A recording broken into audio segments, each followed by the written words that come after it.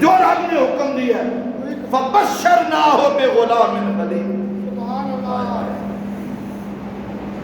اللہ کا خلیل اپنے بچے کے ساتھ، اپنی اولاد کے ساتھ، جناب اسماعیل کے ساتھ قدرت نے جناب اسماعیل کی صورت میں بیٹا عطا فرمایا۔ سبحان اللہ۔ اب اولاد کس کو پیاری نہیں؟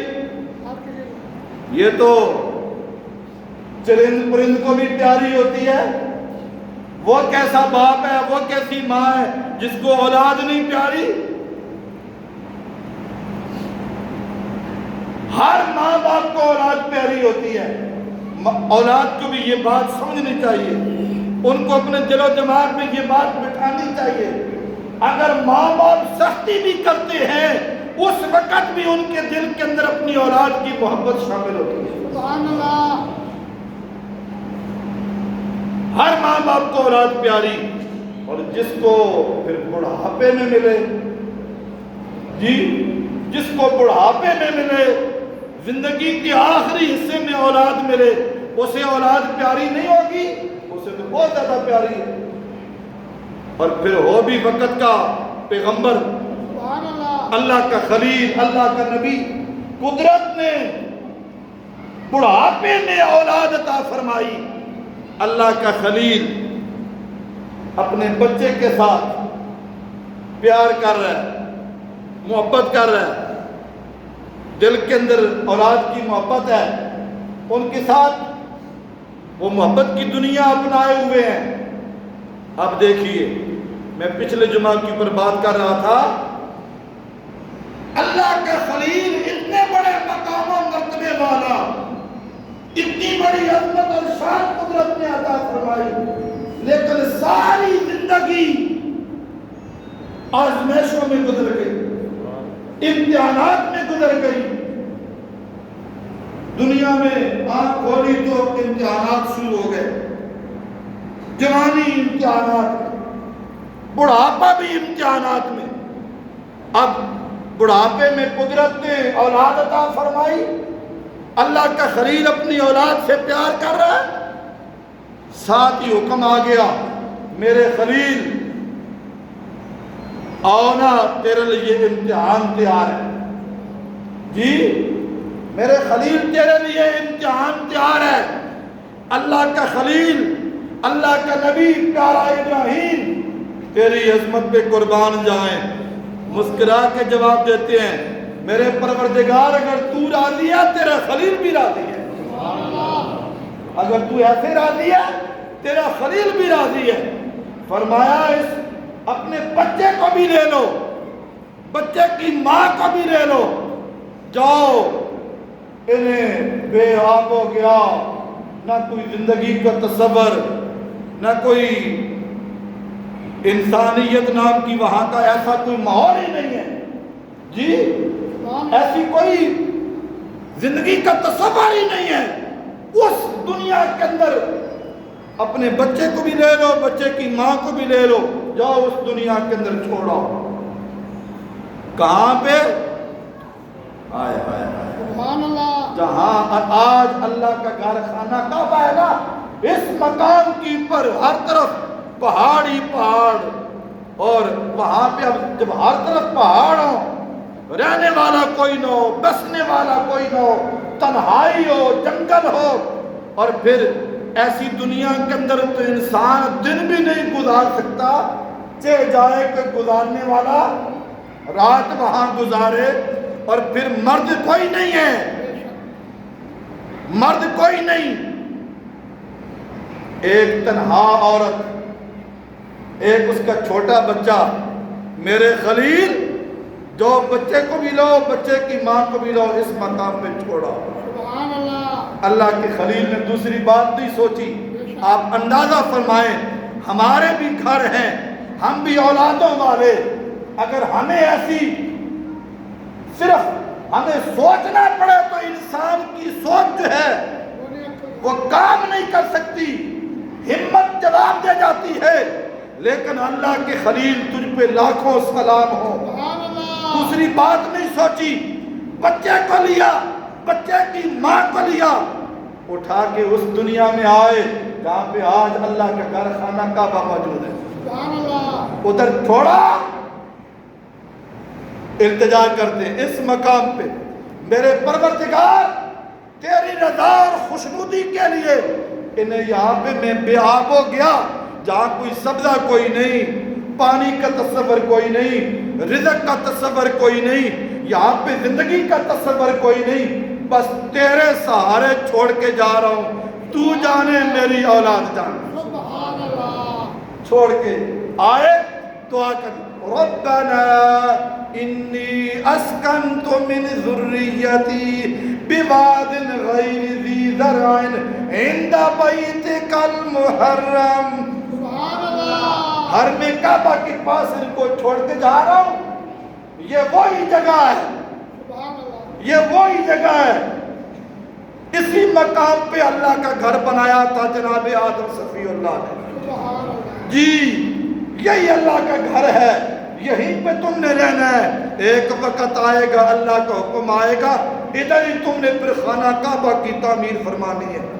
اللہ کی رضا خوشنودی کے لیے چھوٹے بچے کو, بچے کی ماں کو اس مقام پہ چھوڑ کے آئے.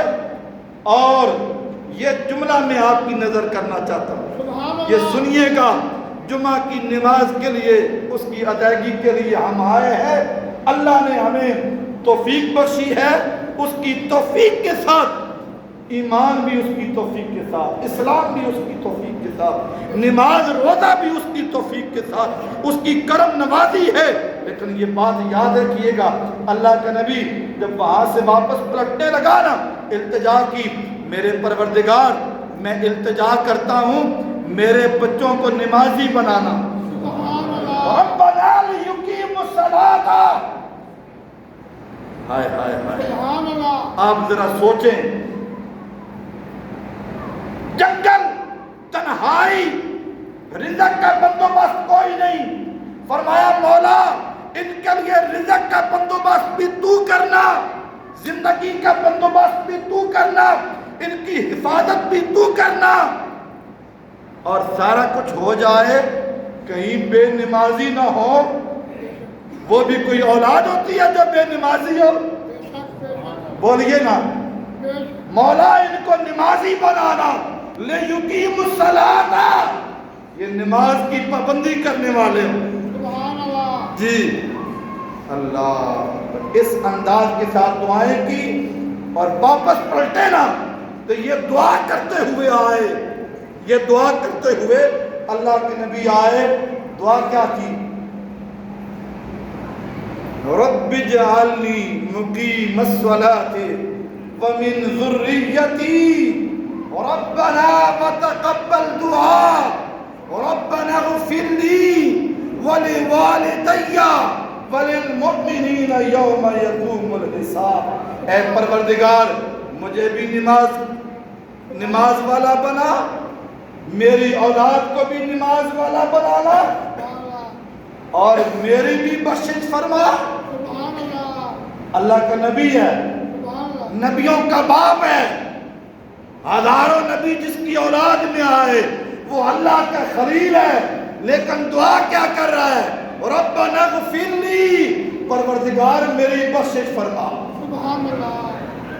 اس کا معنی یہ ہوا کہ ہمیں سکھایا جا رہا تھا, ہمیں بتایا جا رہا تھا, حضرت نمازی صاحب, قاری صاحب, عالم صاحب, تم جو کچھ بھی ہو ہمیشہ اپنے مولا کی حضور دعا کرتے رہو, پروردگار میری مغفرت فرما, سبحان اللہ. میری بخشش فرما. اور صرف میری نہیں, سبحان میری ماں باپ کی بھی مغفرت فرما, اللہ. میرے والدین کی بھی بخشش فرما. اللہ اکبر. اور صرف میری نہیں, میرے ماں باپ کی بھی بخشش. اچھا یہ ایک جملہ سن لیجئے, توجہ کے ساتھ پڑھا, گفتگو ختم ہو رہی ہے, یہ مسئلہ سامنے آ جائے گا. فرمایا میری مغفرت فرما اور میرے ماں باپ کی مغفرت فرما. اس کا مطلب یہ ہوا آپ کے جو ماں باپ تھے ان میں مشرک کوئی نہیں تھا. سبحان اللہ. آپ کے ماں باپ میں مشرک کوئی نہیں تھا. کوئی نہیں تھا. اگر کوئی مشرک ہوتا تو مشرک کے لیے تو دعا ہی کوئی نہیں۔ بے شک تو جو لوگ حضرت سیدنا ابراہیم علیہ السلام کے بعد کو مشرک بنائے جاتے ہیں، اس کا مطلب یہ ہوا انہوں نے قرآن کو سمجھا پڑھا کوئی نہیں ہے۔ اور صرف یہ بات، یہ لمحہ، یہ جملہ سنیے گا، صرف جناب ابراہیم علیہ السلام کے بعد نہیں، جناب آدم سے لے کر رسول رحمت صلی اللہ علیہ وسلم تک جتنے بھی آپ کے باپ، دادا، پردادا، جتنے بھی پیچھے رشتے ہیں، آبا و اجداد کے جتنے رشتے ہیں، ان میں بے ایمان کوئی نہیں تھا۔ سارے کے سارے اللہ نے ایماندار بنائے تھے، اور رسول اللہ کا نور مقدس جو ہے کبھی بھی مشرکوں کی رحموں کے اندر نہیں رہا، ان کی پشتوں میں نہیں رہا۔ وہ سارے کے سارے ایماندار تھے، ان میں کوئی پلیت مشرک نہیں تھا۔ جناب ابراہیم علیہ السلام کے والد گرامی بھی ایماندار تھے اور مومن اور صالح تھے، اور ان کا نام جو تھا حضرت طارق تھا۔ اور بعض لوگ جو سمجھتے ہیں آذر کا جو لفظ آیا ہے، وہ آذر آپ کا باپ نہیں تھا، وہ آپ کا چچا تھا۔ میرے مولا میری بخشش فرما، میرے ماں باپ کی بخشش فرما، اور جو ہمیں ماننے والے ہو نا، بلے والدیہ وللمؤمنین، جتنے مومن ہوں ان سب کی بخشش فرما۔ اس کا معنی یہ ہوا ہزاروں سال بعد میں آنے والے جتنے مومن ہیں، اللہ کی خلیل ان سب کے لیے دعا کر کے جا رہے ہیں، مولا میری بھی بخشش ہو جائے، میرے ماں باپ کی بھی بخشش ہو جائے، سارے ایمان والوں کی بخشش ہو جائے۔ اللہ کی ذات جو کچھ بیان کیا اس کو سمجھنے کی، اس پر عمل کرنے کی